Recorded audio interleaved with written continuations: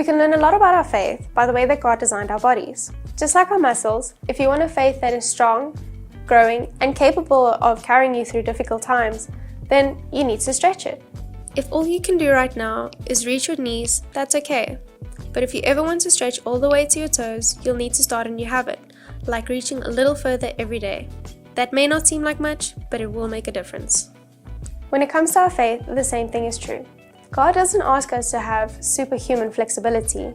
Instead, He asks us to stretch a little more each day and trust that transformation will happen. Last week, we said the first step in stretching our faith is making a commitment and sticking to it.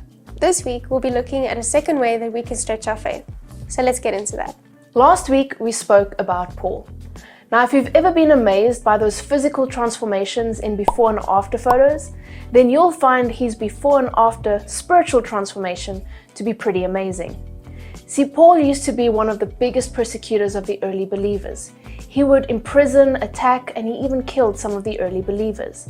But after an encounter with Jesus, his life changed completely, and he became one of the most influential early leaders of the church. In a letter which Paul wrote, he spoke about how we find salvation through Jesus, and how God's salvation impacts not just our eternities, but our everyday lives as well. We read in Romans chapter 12, verse 1 to 2. Therefore, I urge you, brothers and sisters, in view of God's mercy, to offer your bodies as a living sacrifice, holy and pleasing to God. This is your true and proper worship. Do not conform to the patterns of this world, but be transformed by the renewing of your mind. Then you will be able to test and approve what God's will is, His good, pleasing, and perfect will. Transformation.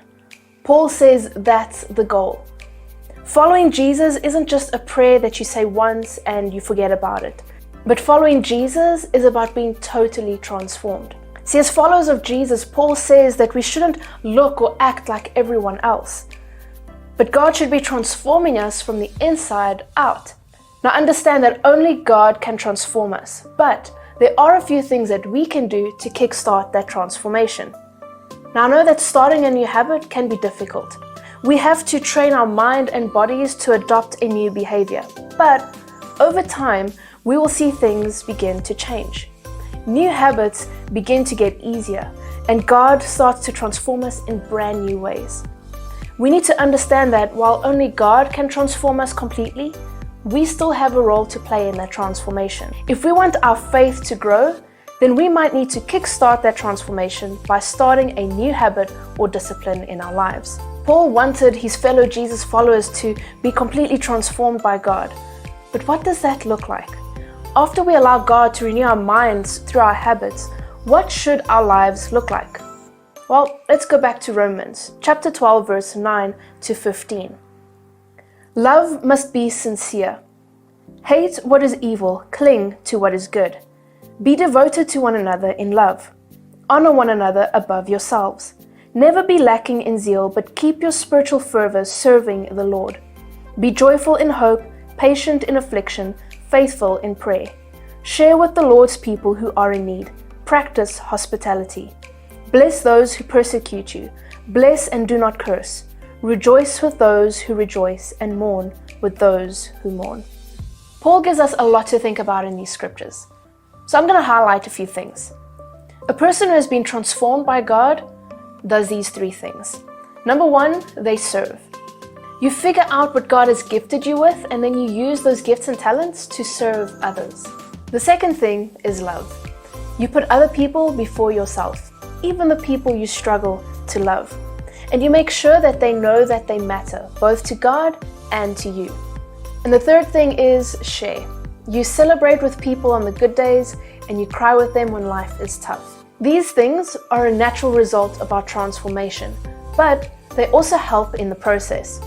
See, just like reading our Bible, praying, and going to church are all habits that kickstart our transformation, choosing to serve, love, and share with others are also habits that help kickstart that transformation process. See, Paul didn't tell us that we have to wait until we feel like loving, serving, and sharing.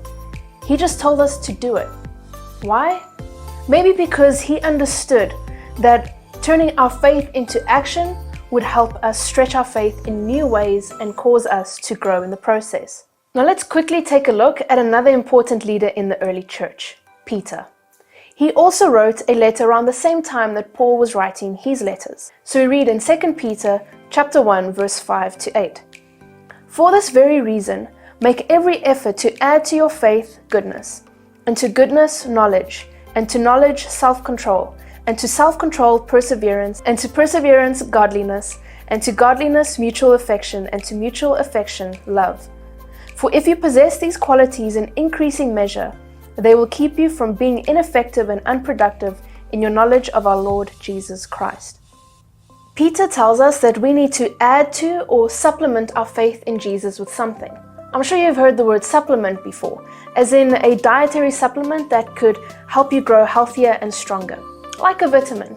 So let's think about these things that Paul and Peter listed as supplements. When we add them to our faith, it helps us stretch and grow stronger. But like vitamins, these supplements will only work if we make it a habit to take them.